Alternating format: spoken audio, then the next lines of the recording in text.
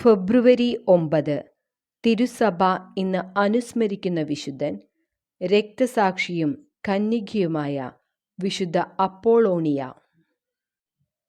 ക്രിസ്ത്യാനികൾ രാജ്യത്തിന് ഭയങ്കര നാശമായിരിക്കുമെന്ന് അലക്സാണ്ട്രിയയിലെ ഒരു കവി പ്രവചിച്ചു.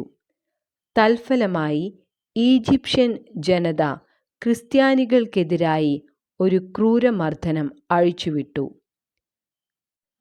മെത്രാസ് എന്നൊരു വൃദ്ധന്റെ കണ്ണ് ചൂഴ്ന്നെടുത്ത ശേഷം അയാളെ കല്ലെറിഞ്ഞു കൊന്നു. ക്രൈസ്തവ ഭവനങ്ങൾ വിജാതീയർ കവർച്ച ചെയ്തു.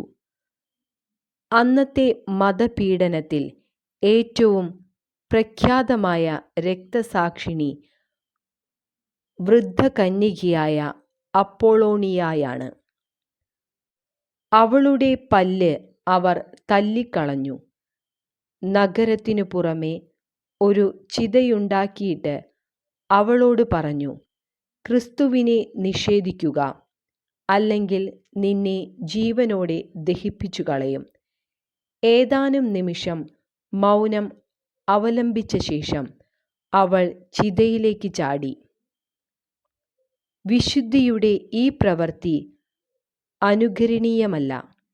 എങ്കിലും ആത്മഹത്യ ആയിരുന്നില്ല അപ്പോളോണിയയുടെ ലക്ഷ്യം. ആചാര്യന്മാർ തന്നെ ചുമന്ന് തീയിലിടേണ്ട, സ്വയം ആ ഭാരം നിർവഹിച്ചു കൊള്ളാമെന്നായിരുന്നു അവളുടെ നിശ്ചയം. ഈശോയോടുള്ള സ്നേഹം മാത്രമാണ് തീയിൽ ചാടാൻ അവളെ പ്രേരിപ്പിച്ചത്. ഉത്തമ വിശ്വാസത്തോടെ ചെയ്ത ഈ പ്രവൃത്തി ധീരമായ സ്നേഹപ്രകടനമായി. ദൈവസ്നേഹത്തിൻ്റെ അവിവേശം. അപ്പോളോണിയയുടെ രക്തസാക്ഷിത്വത്തോടുകൂടി അലക്സാണ്ട്രിയയിലെ മതപീഡനം സമാപിച്ചില്ല. സെറാഫീം എന്ന ഒരു ക്രിസ്ത്യാനിയെ വളരെ മർദ്ദിച്ച ശേഷം മുട്ടുകൾ അടർത്തി പുരയുടെ മുകളിൽ നിന്ന് കീഴോട്ടെറിഞ്ഞു. ഇത്തരം പീഡനങ്ങൾ ഒരു കൊല്ലത്തേക്ക് നീണ്ടുനിന്നു.